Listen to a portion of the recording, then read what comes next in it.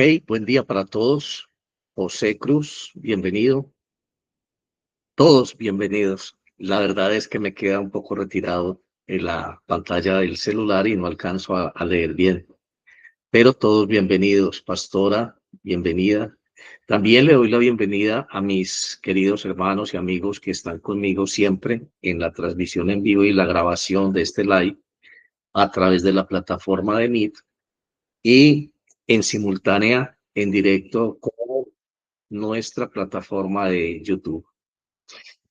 Estoy muy agradecido con todos ustedes porque hace poco eh, envié una solicitud de ayuda. Este ministerio en redes sociales está creciendo. Necesitamos vincular ya otros elementos como una cámara de video para exteriores y necesitamos otro dispositivo celular para poder realizar simultáneamente, así como lo estamos haciendo en este instante, este mismo devocional en plataformas como Instagram y Facebook. Son muchas las solicitudes de oración que recibimos, las solicitudes de asesoría. Desafortunadamente, es muy casual la permanencia de algunas personas permanentemente. Creo que algunas personas ya nos están conociendo y siempre son habituales eh, asistentes a este evento devocional de cada mañana. La mayoría, sobre todo en esta plataforma de TikTok, están pasando eh, imágenes, cosas, no sé, como yo digo, canaleando, ¿no? Pasando canales. Algunos se quedan, otros no se quedan, algunos se quedan 2 minutos, otros no se quedan 2 minutos, algunos se quedan más tiempo. Ojalá todos ustedes pudieran quedarse el tiempo necesario, de verdad dedicarle un momento a Dios. Aquí no se trata de hacer controversias, no se trata de monetizar, no se trata de ganar espacios como TikToker o YouTuber.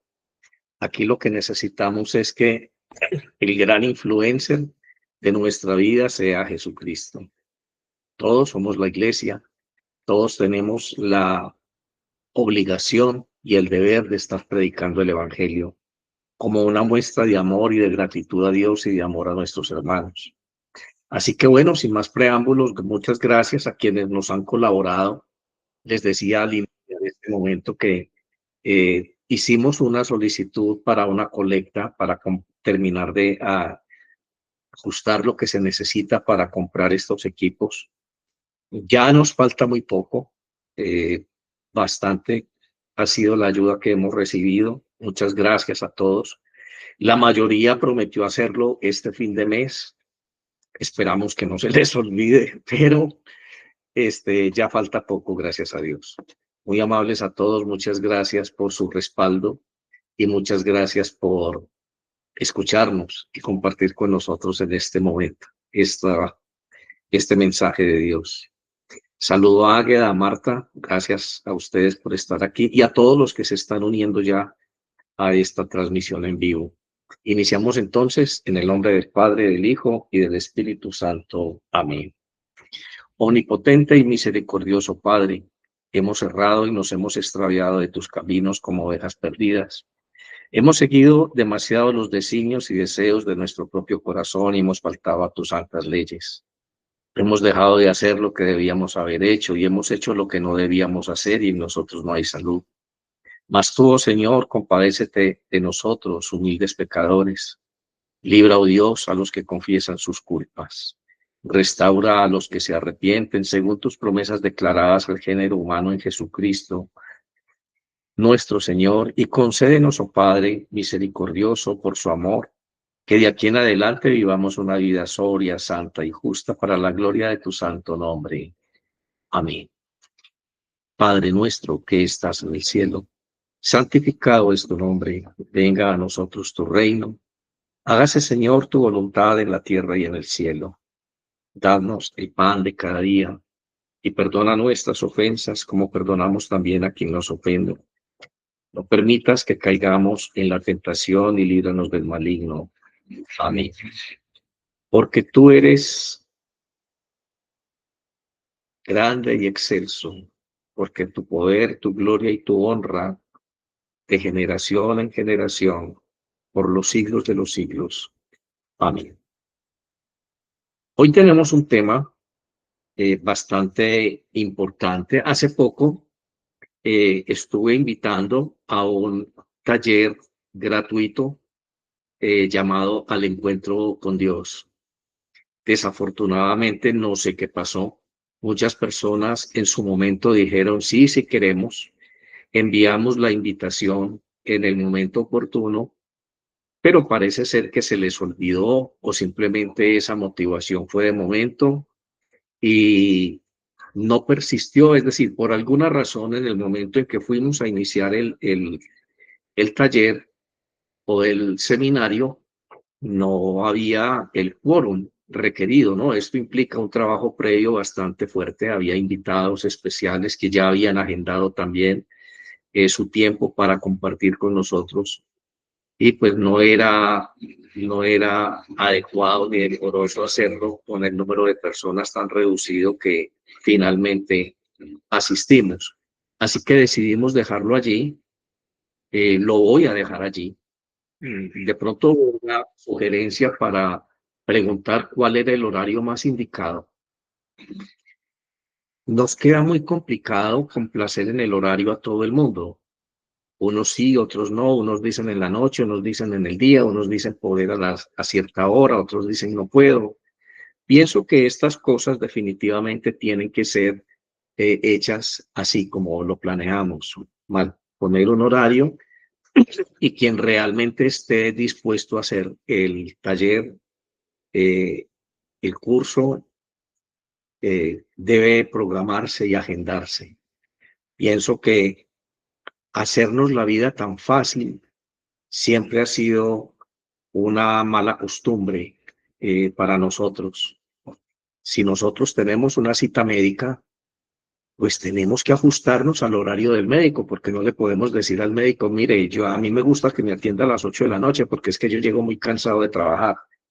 No, él está trabajando de 8 de la mañana a 5 de la tarde, qué sé yo, no sé en qué horario, en diferentes centros de consulta, y pues allí manejan una agenda y las personas se acomodan al horario que él puede, ¿no? Aquí desafortunadamente todavía persiste la idea de que las cosas de Dios son en segundo plano, que le hacemos un favor a Dios cuando dedicamos un ratico para Él. Y no es así, créanme que no es así. Ustedes no imaginan la necesidad tan grande que hay en este momento de ayuda y asesoría espiritual. Vivimos en un país muy particularmente violento, una sociedad enferma, con muchas características de neurosis, casi descontrolada. Hay muchos casos de depresión. Las estadísticas en salud pública dicen que están aumentando las consultas médicas por casos de depresión, en algunos casos opresión. El ocultismo está avanzando a pasos agigantados y la desorientación espiritual y la angustia existencial es cada vez más alta. Lo que decidimos nosotros es dejar de subestimar esto. Hay cosas que realmente hay que apreciar y entonces estamos ahora haciendo una serie de sesiones, estamos elaborando un producto para poderlo comercializar en redes. Desafortunadamente va a tener que ser así. Quien tenga la necesidad de restaurar su familia, su relación afectiva, su relación de pareja, quien tenga la necesidad de ser libre de influencias demoníacas, por brujería, por hechicería, quien tenga la necesidad de ser sanado espiritualmente, de encontrarse con Dios, de cambiar la perspectiva de su vida, quien tenga la necesidad real de recibir ayuda para sanar cicatrices emocionales y cosas como estas, pues que lo hagan. Igual así como van a la consulta del psicólogo, del terapeuta y tienen que ajustarse al horario de él o de ella y pagar los honorarios estipulados por estos servicios profesionales. No sé por qué la gente piensa que el teólogo no es un profesional. No sé por qué la gente piensa que el teólogo lo educaron o lo formaron en 2 días. No, también fueron casi 10 años estudiando muchas áreas, antropología, teología, filosofía, psicología, en psicología varias áreas igual. eh, y eso costaba, eso costó, ese es un servicio profesional que debe prestarse profesionalmente, muy diferente al oficio sacerdotal. El oficio sacerdotal está en el altar y está suscrito básicamente a la administración de los sacramentos. Pero los servicios profesionales del teólogo deben ser valorados como tales. Así que creo que en este momento es esa la orientación que vamos a empezar a imprimirle a todo esto para que empecemos a valorar y a dejar de confundir el rol del sacerdote con otro tipo de ayudas que generalmente pensamos que tenemos derecho a ellas simplemente porque se trata de un sacerdote. No es así, no es así, y voy a estar desde la academia en lo que a mí me corresponde impulsando esta idea. El teólogo es un profesional que merece un lugar en la sociedad, que merece respeto y que se le reconozca un rol específico, tanto en la empresa privada como facilitador de conflictos, como en las capellanías especializadas, en las instituciones públicas y privadas. ¿Cuánto hace falta un orientador espiritual en una empresa para dirimir conflictos, para bajar los niveles de estrés, para escuchar a quien deba, a quien necesite ser escuchado, para mediar entre las dificultades que se presentan en los grupos de trabajo, para dar una esperanza de vida, inclusive a los gerentes y a los dueños, para abrirles una opción diferente frente a las dificultades que generalmente siempre se están presentando en nuestro ejercicio empresarial y en el desarrollo de nuestra vida personal? Con este preámbulo un poquito largo, me excuso por eso. Quiero tocar el tema de hoy. El tema de hoy es un tema que viene en secuencia con los temas devocionales que hemos tocado en estos 2 días o 3 días atrás. Hoy pretendo hablar del perdón genuino y restaurador. Forma parte del bloque que íbamos a tocar en el taller o en el seminario que les digo de Al Encuentro con Dios, en una sesión que teníamos ya muy preparada para hablar de sanidad interior y restauración espiritual. Aquí no vamos a entrar en esos detalles, aquí simplemente vamos a hacer un bosquejo pastoral, un comentario de tipo pastoral de la bondad de considerar este tema en la vida nuestra, en el crecimiento cristiano.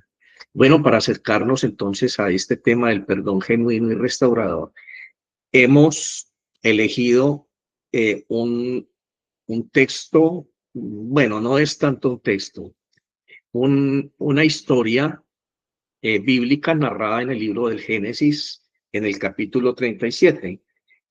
Voy a hacer un comentario rápido. José es uno de los hijos de Abraham, perdón, Jacob es uno de los descendientes de Abraham y tiene un hijo llamado José.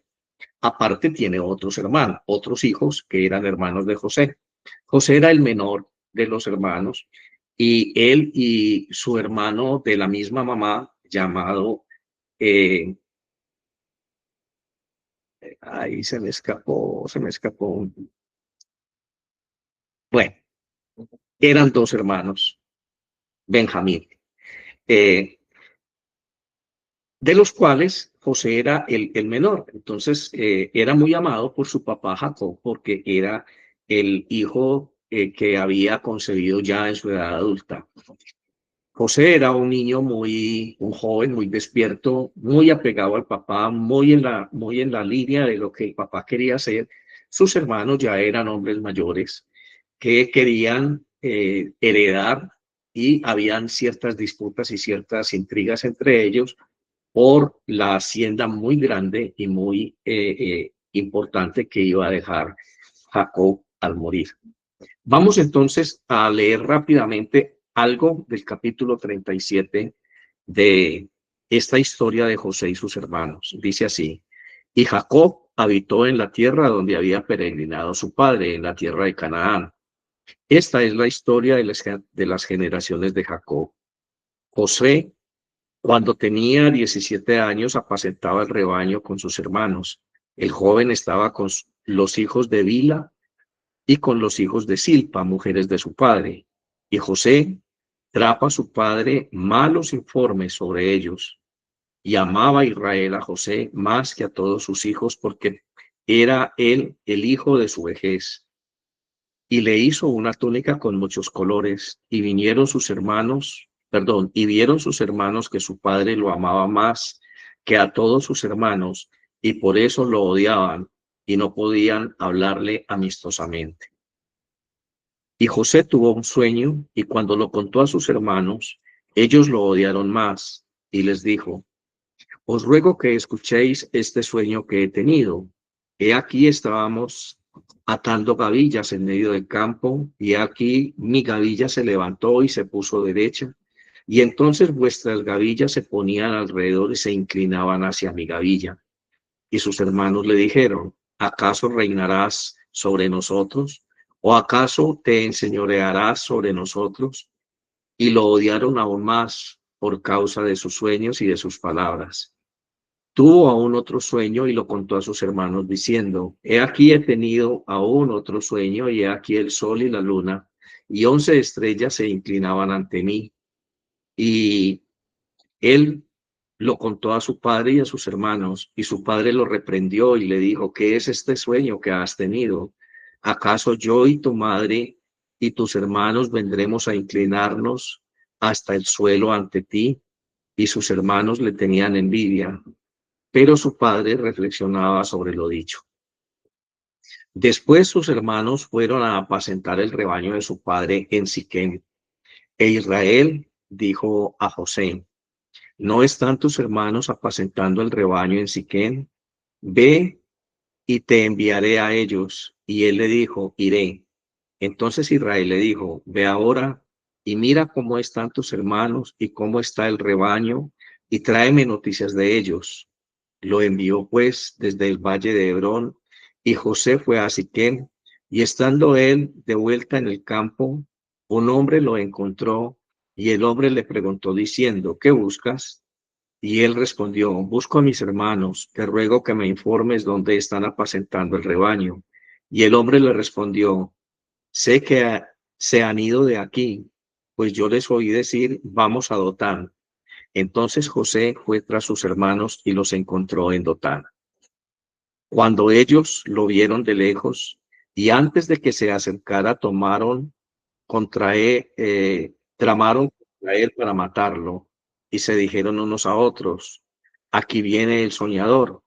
Ahora pues venid y matémoslo y arrojémoslo a uno de estos pozos, y diremos: una fiera lo devoró. Entonces veremos en qué quedan sus sueños. Pero Rubén oyó esto y lo libró de sus manos y dijo: no le quitemos la vida. Rubén les dijo además: no derraméis sangre, echadlo en el pozo del desierto, pero no le pongáis la mano encima. Esto dijo para poder librarlo de sus manos, las manos de ellos, perdón, y volverlo a su padre. Entonces, cuando llegó José a sus hermanos, despojaron a José de su túnica, la túnica de muchos colores que llevaba puesta, y lo tomaron y lo echaron en el pozo, y el pozo estaba vacío y no había agua en él. Entonces se sentaron a comer, y cuando levantaron los ojos y miraron, he aquí una caravana de ismaelitas venía de Galaad, con sus camellos cargados de resina aromática, bálsamo y mirra, que iban bajando hacia Egipto. Y Judá dijo a sus hermanos: ¿qué ganaremos con matar a nuestro hermano y ocultar su sangre? Venid, vendámoslo a los ismaelitas, y no pongamos las manos sobre él, pues es nuestro hermano, carne nuestra. y sus hermanos le hicieron caso. Pasaron entonces unos mercaderes madianitas, y ellos sacaron a José, subiéndolo del pozo, y lo vendieron a los madianitas por 20 piezas de plata, y estos se lo llevaron a Egipto. Cuando Rubén volvió al pozo, he aquí José no estaba en el pozo. Entonces rasgó sus vestidos y volvió a sus hermanos y les dijo: el muchacho no está, ¿y yo dónde iré? Entonces tomaron la túnica de José y mataron un macho cabrío y empaparon la túnica de sangre y enviaron la túnica de muchos colores y la llevaron a su padre y dijeron: encontramos esto, te rogamos que lo examines para ver si es la túnica de tu hijo o no. Él la examinó y dijo: es la túnica de mi hijo. Una fiera lo ha devorado. Sin duda, José ha sido despedazado. Y Jacob rasgó sus vestidos, puso cilicio sobre sus lomos y estuvo de duelo por su hijo por muchos días. Y todos sus hijos y todas sus hijas vinieron, para consolarlo. Pero él rehusó ser consolado y dijo: ciertamente enlutado bajaré al Seol por causa de mi hijo. Y su padre lloró por él. Mientras tanto, los madianitas lo vendieron en Egipto a Potifar, oficial de Faraón, capitán de la guardia. Ok, la historia continúa en casa de Potifar.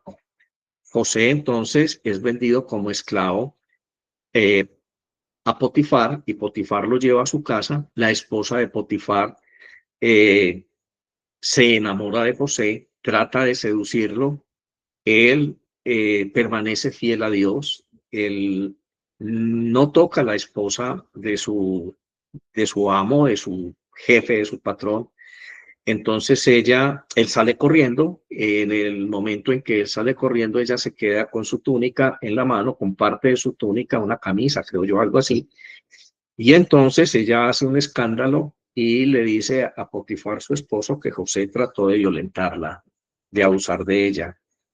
Este hombre se entristece mucho porque había tomado mucho cariño a José. De hecho, José ya era el administrador de todos los bienes de Potifar. José termina en la cárcel y allí entonces empieza toda una historia de ascenso, porque el plan de Dios para él con respecto a los sueños que él tuvo empieza a dar forma. José entonces es reconocido por eh, adivinar o por descifrar, más bien es la palabra correcta, disculpen, algunos sueños. Entonces, el copero del rey tiene un sueño específico, que estaba también preso junto con José en la cárcel. Y José le dice: tú vas a salir de aquí, este sueño significa eso, vas a volver a servir al rey dentro de 3 días. Y así fue.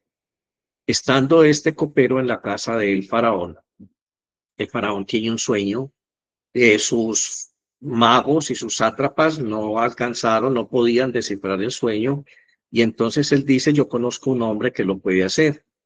Mandan a traer a José de la cárcel, descifra el sueño del faraón, y es cuando José le dice al faraón: su sueño significa que van a haber 7 años de mucha bonanza en la tierra, son las 7 vacas gordas, y las 7 vacas flacas que usted está viendo en sus sueños son 7 años de miseria, de ruina, de escasez y de hambre en toda la tierra. Entonces, el faraón dice ¿qué hay que hacer? José le dice: pues hay que apropiarse de esta revelación de Dios y hay que hacer reservas y trabajar adecuadamente la tierra. Así que lo establece a él como administrador de todo el imperio eh, egipcio, y cuando hay hambre en la tierra, sus hermanos vienen a él, y él, después de verlos, llora, manda llamar, pregunta especialmente por su hermano, hijo de su misma madre, y finalmente perdona a sus hermanos, les calma el hambre, y como el hambre seguía tanto tiempo, sobre la tierra, termina su papá Jacob, ya muy anciano, de nuevo con sus hermanos, hospedado en la tierra de Egipto. Allí entonces José vive con sus hermanos un tiempo largo, hasta que José muere. Hay otro faraón que no conoce a José ni sabía esta historia. Y entonces, poco a poco, como el pueblo de Israel en Egipto estaba siendo tan bendecido, los egipcios dicen, probable que estas personas se levanten contra nosotros. Así que los esclavizan y empieza la esclavitud del pueblo de Dios en Egipto por 400 años, hasta que el pueblo ora, se queja delante de Dios, imploran su ayuda y Dios envía a Moisés para sacarlos de Egipto, la historia que ya todos conocemos.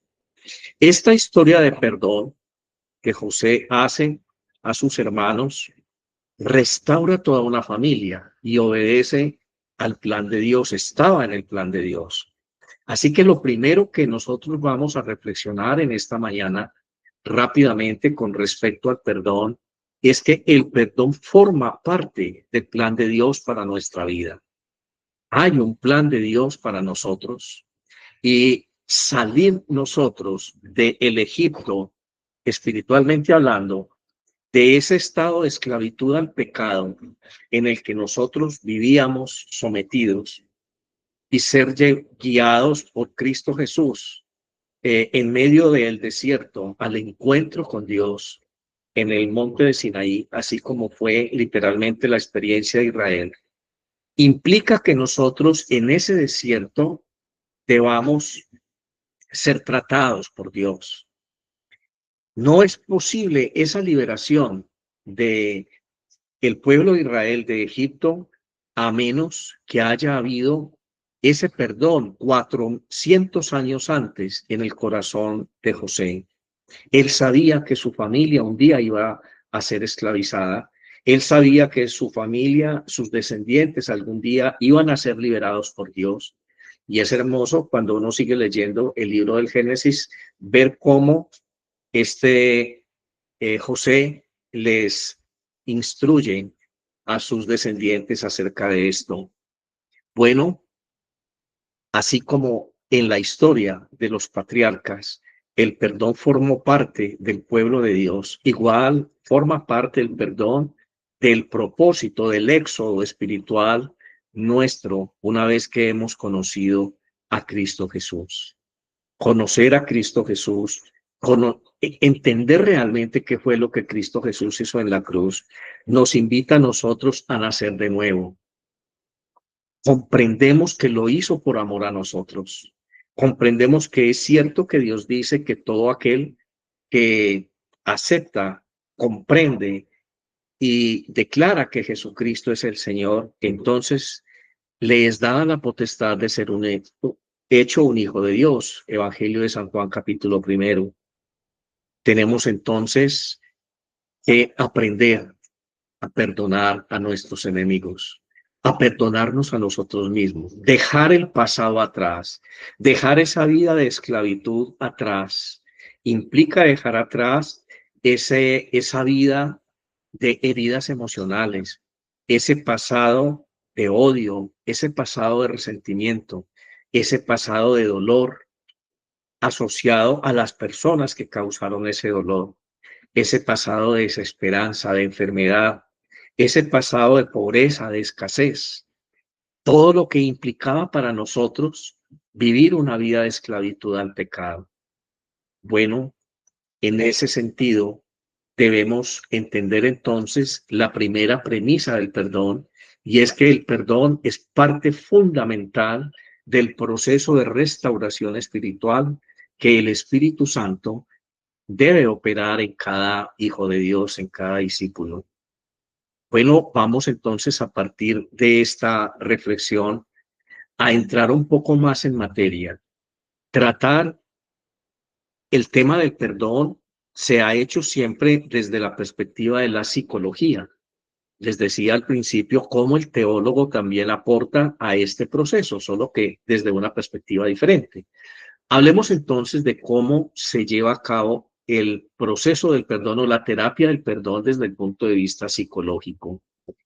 Bueno, esto implica una serie de pasos, o sea, de sesiones, todas orientadas a ayudar a la persona a reconocer y procesar su situación de dolor, esta situación específica que le impide perdonar.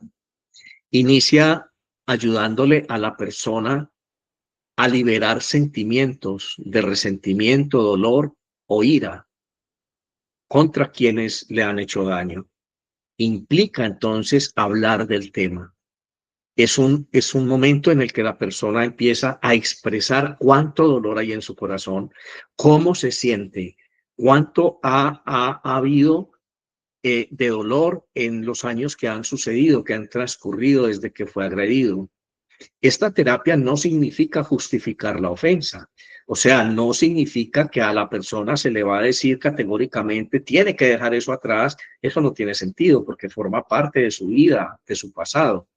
Sino más bien se trata de transformar esa narrativa interna de dolor para encontrar la paz y el bienestar emocional. Es una terapia en la cual la misma persona, hablando y racionalizando y mirando sobre el tema, enfrentando ese dolor, acaba por comprender el daño al que fue sometido porque lo hizo la otra persona. Comienza con el reconocimiento del sufrimiento. Hay personas que no reconocen el sufrimiento, se cubren con una coraza de protección y dicen, no, no me dolió, no me hizo daño. Mentiras que sí lo hizo daño, solo que usted no ha querido reconocerlo. Quizá una mala relación con su papá, con su mamá, con su ex esposo, quizá una mala relación con una pareja sentimental, no sé, quizá una agresión física, un abuso sexual, algo que a usted le hicieron. Usted ha tratado de poner un escudo y de no reconocer cuánto dolor le hizo eso. No, eso yo lo dejé en el pasado. Yo ya perdoné eso, padre. A mí no me hable de eso, que eso yo ya no lo quiero tocar. Mentiras.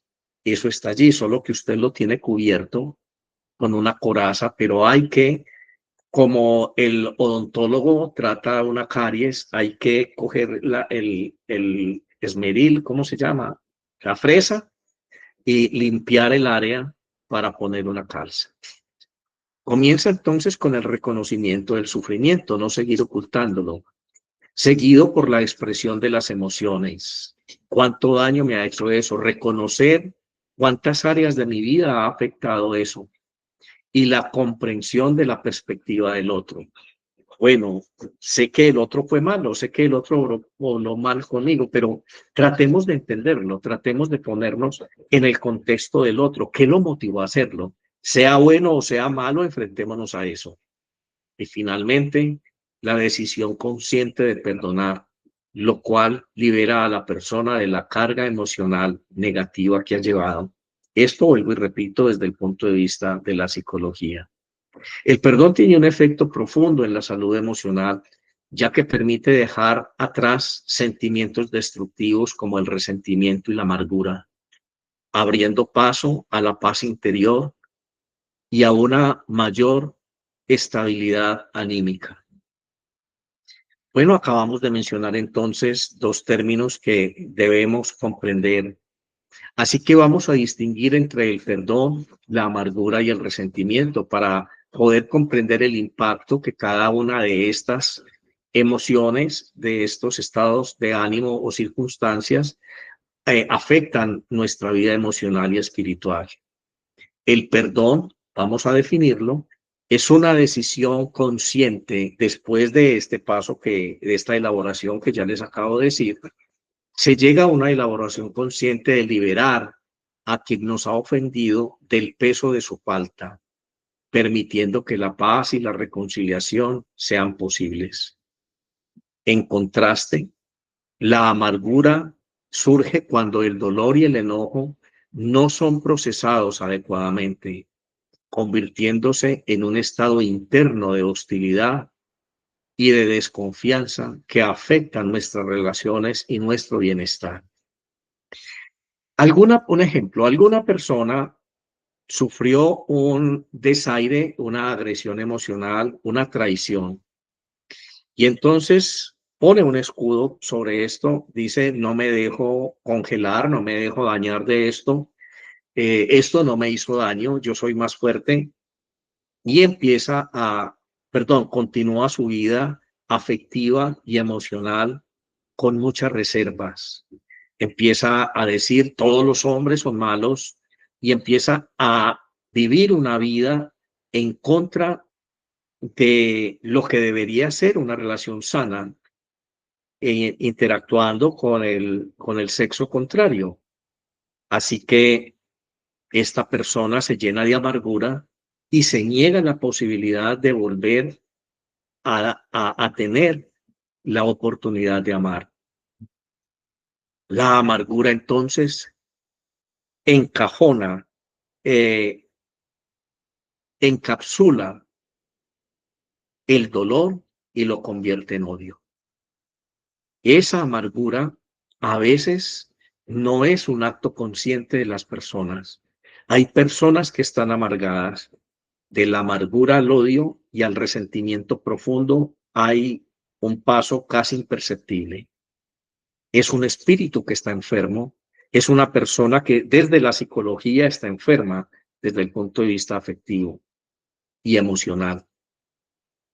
El resentimiento, por su parte, es el sentimiento persistente de malestar o enojo hacia alguien que nos ha herido, el cual se alimenta con el tiempo y no se aborda, impidiendo sanar y avanzar de una manera libre.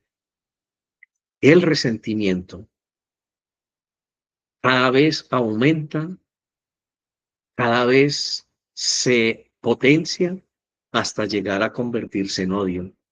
El resentimiento permanente es una evidencia de un estado de amargura. Estas cosas se van encontrando y se va llegando a tomar conciencia de esto a través de la terapia psicológica. El terapeuta permite que la persona, al hablar de su trauma, al hablar de su condición, ella misma va llegando a estas conclusiones y va descubriendo la amargura, va descubriendo el resentimiento y el efecto que esto ha hecho en su vida y las consecuencias que hasta ahora esto ha generado. Bueno, mientras el perdón, por el contrario, libera y restaura la amargura y el resentimiento que atan el corazón, bloqueando la gracia y la sanidad de Dios para cada persona.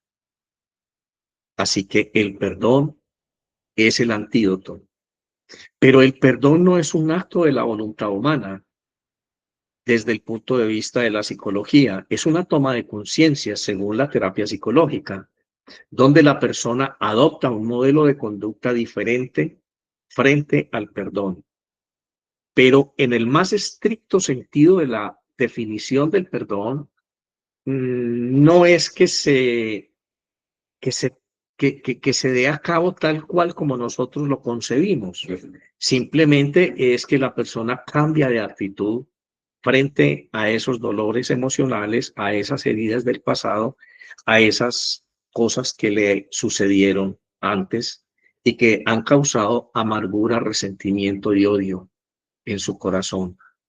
En este contexto, el odio puede definirse como un sentimiento profundo y persistente de aversión o rechazo hacia una persona o un grupo de personas. A diferencia del resentimiento o la amargura, el odio implica un deseo de distanciamiento total e incluso de mal hacia otra persona. El odio te aísla, el odio te hace una persona apática, asocial. El odio y la amargura y el resentimiento te hacen ser una persona con muy poca capacidad de empatía. Incluso el odio puede llegar a cegar tu conducta, a cegar tu ética, tu moral, tus principios.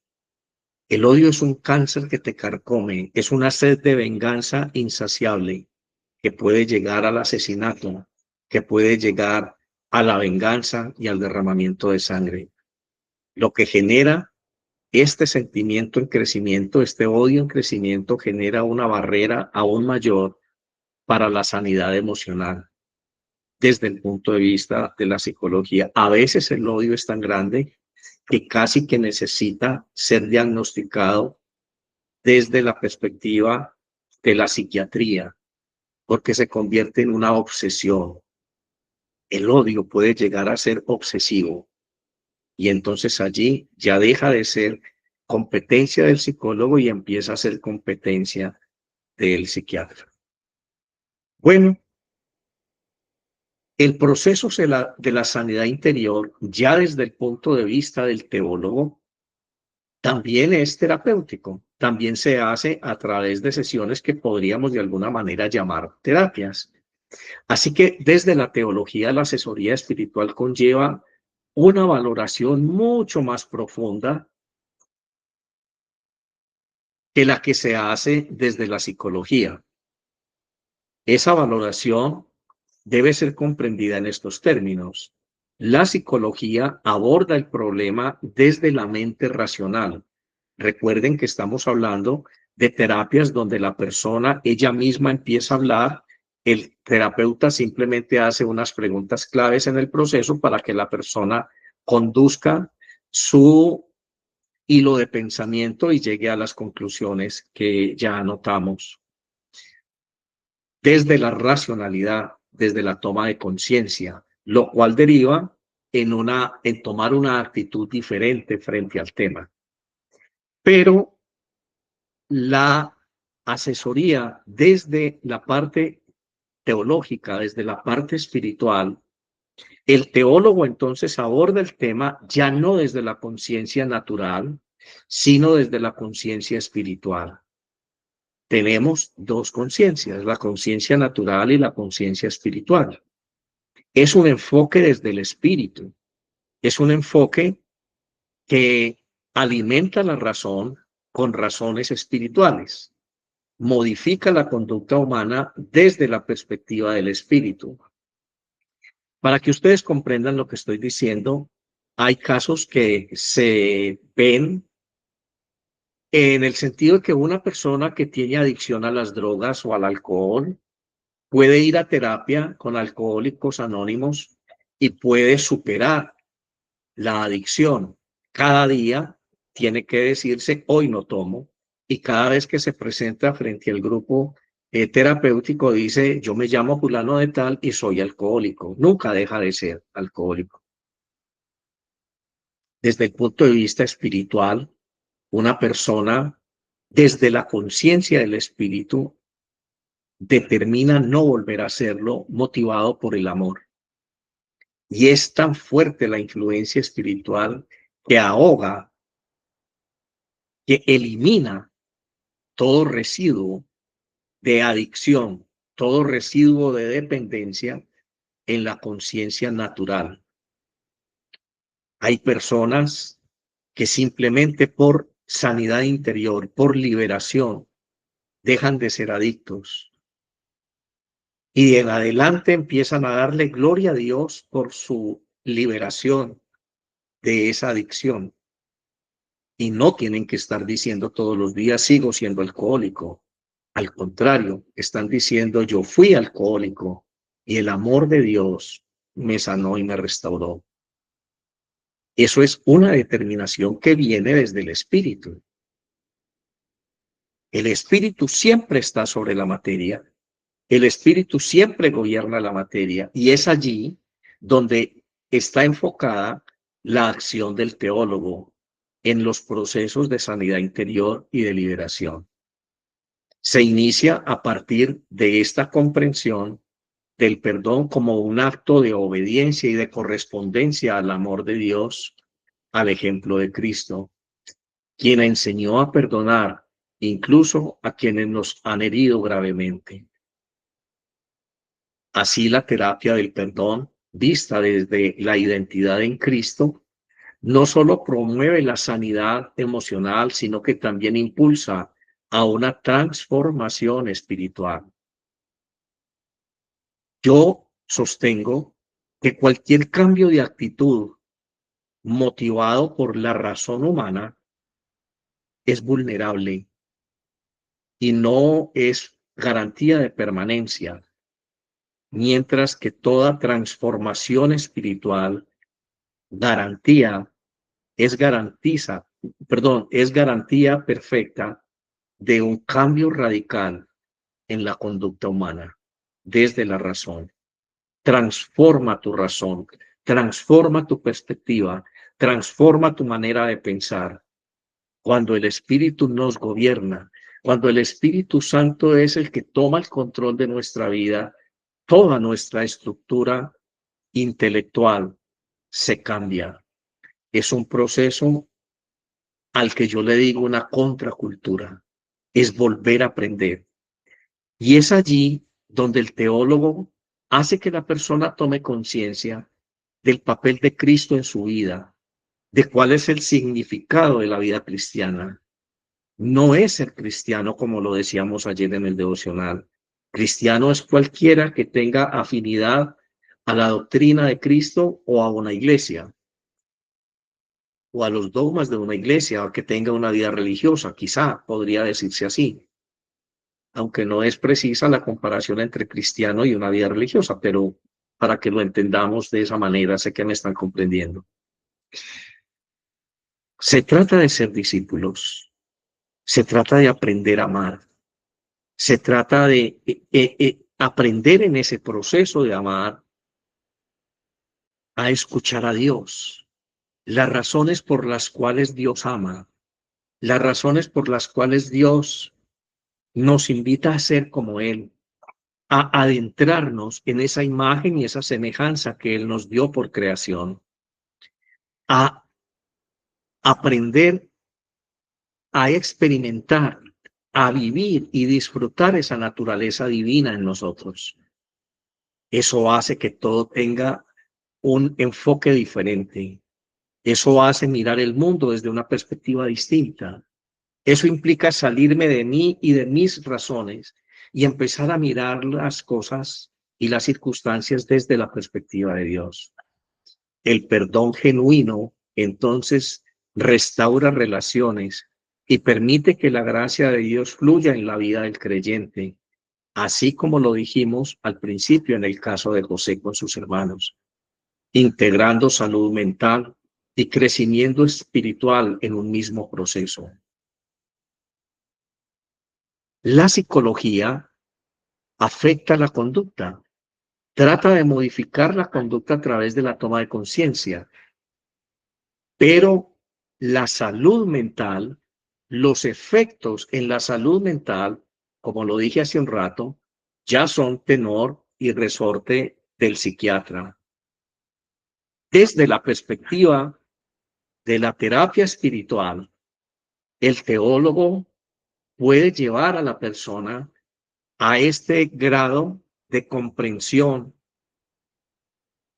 de su realidad, de su proyecto, de que es, perdón, parte del proyecto salvífico de Dios, y puede entonces desde el espíritu despertar la conciencia que afecte su naturaleza humana racional, integrando incluso la salud mental. Es por eso que los exorcistas siempre tenemos en algunos aspectos cierto grado de tensión. Bueno, teníamos antes mucho grado de tensión con los psiquiatras. Ahora trabajamos en conjunto con ellos. Ahora hay mucha más apertura a recibir y aceptar la teología como una ciencia, porque somos parte de la ciencia, somos parte del conocimiento humano, y es por eso que podemos interactuar en un eje transversal con los psicólogos y podemos interactuar en un grupo interdisciplinar con los psiquiatras. Cada uno desde su perspectiva, cada uno desde su quehacer y conocimiento específico. En este proceso de sanidad interior y de restauración espiritual, aprendemos a perdonar, aprendemos a experimentar cómo el perdón nos acerca a Dios y facilita la reconciliación de nuestras relaciones con las demás personas. Allí entonces se empieza a ver la forma en que son restauradas las familias, son restaurados los matrimonios, son restauradas las relaciones padre e hijo, y se experimenta la libertad de la gracia con la que Cristo nos hizo libres. Al practicar el perdón, el creyente no solo sana sus heridas internas, sino que también fortalece su relación con Dios y con quienes le rodean. Esto es exactamente lo que pretendía entregar gratis, invitando a la gente a que vengan y se dejen tratar gratis. Pero la gente no lo comprende de esa manera porque no tienen la necesidad de hacerlo. Así que nos vamos a dedicar a crear este tipo de conciencia, a entender, a dar a entender que una cosa es el rol del psicólogo, otra cosa muy diferente es el rol del psiquiatra, pero otra cosa muy distinta es el rol de una verdadera guía, asesoría y orientación espiritual en tu vida. Algo que solamente el teólogo experimentado puede brindar, porque no todos lo van a hacer. Hay quienes se dicen teólogos en las iglesias mal llamadas cristianas, o sea, las iglesias protestantes. Y ellos dicen de una manera imperativa qué es lo que usted tiene que hacer porque Dios lo dice. Y no es la metodología. La metodología entonces implica una capacidad de discernimiento, una estrategia de la escucha, de la comunicación, del conocimiento de la psicología humana, del conocimiento de la debilidad antropológica del ser, para poder encontrar el método adecuado de comunicación directo a su alma, directo a sus sentimientos, sin imposiciones, porque el amor de Dios y la obediencia a Dios no se impone. Es simplemente la respuesta natural del hombre cuando descubre la riqueza del amor de Cristo en la persona del Espíritu Santo. Vamos a orar, digamos, Padre, hoy reconocemos que muchas veces nos falta amor en nuestros corazones y que guardar resentimientos nos aleja de tu voluntad. Te pedimos humildemente que nos llenes de tu amor perfecto para que podamos ver a los demás con la comprensión y la gracia que tú nos muestras cada día. Enséñanos a perdonar como tú nos has perdonado y a soltar el dolor y a sanar nuestras heridas, confiando en que tu Espíritu Santo nos guía hacia la verdadera libertad. Amén. Dios les bendiga, hermanos. Quienes tengan inquietudes en este sentido, por favor, escríbanos. Solicite una cita previa a través del chat de estas redes sociales. Digo mi número telefónico de WhatsApp o para que me llamen directamente por teléfono 57, el código de Colombia 315-040-0589. Vivimos en una sociedad enferma. Por favor, cuide su salud espiritual. Invierta en su salud espiritual. Su espíritu necesita no solamente recreación en las vacaciones. Quizás su espíritu en estas vacaciones que vienen no está necesitando tanto ir a la playa y engañarse a sí mismo, dándose una falsa, alimentando, perdón, así un falso sentimiento de bienestar y de placer. Quizá usted pueda darse la oportunidad de encontrarse con Dios para que en adelante pueda disfrutar al máximo todo momento de paz, de gratitud, de recreación en la presencia de Dios como un ser humano que es uno solo en unidad con usted mismo, con Dios y con la naturaleza. Muchas gracias a todos los que me han escuchado en esta mañana. Les invito entonces a considerar, bueno, ayer hice un anuncio porque muchas personas en este mes de diciembre quieren terminar en familia recibiendo una bendición especial. Quieren bendecir su casa, quieren dar gracias a Dios por los logros que obtuvieron durante el año o quieren simplemente bendecir los proyectos para el año próximo. Bendecir la familia, que cada miembro de la familia sea ungido con aceite, tenga una imposición de manos, una oración específica, que los lazos familiares se depuren, se afiancen más, que las relaciones familiares sean más fuertes, que la gracia de Dios esté terminando este año y empezando el próximo año. Así que generalmente hacemos un servicio de Eucaristía familiar. Muchas personas dicen, yo voy a reunir la familia en una finca, padre, por favor, acompáñenos, nos agendamos y lo hacemos en una finca. Esto demora solamente 2 horas, el resto del tiempo la familia queda en otro contexto espiritual disfrutando de su reencuentro navideño. Otros lo hacen en sus casas. Como quiera que sea, ayer hice una publicación al respecto. Estamos agendando estas visitas pastorales a sus casas. Hay ocasiones en las que habrá que hacerlo en la mañana y en la tarde para que podamos atender muchas solicitudes, porque si todo el mundo dice en la tarde, entonces en la mañana no tendríamos nada que hacer. Así que pienso que, como les digo, es cuestión de ponernos de acuerdo. Algunas familias lo hacen presencialmente, otras familias lo hacen virtualmente a través de la plataforma de Meet. Disponemos el altar, celebramos la Eucaristía en vivo y ellos están en sus receptores, en sus computadoras o donde quiera que estén participando de la Eucaristía y de la bendición especial. Bueno, un abrazo para todos. Dios les bendiga. Estamos en contacto. Estamos para servirles. Por favor, no sufran solos.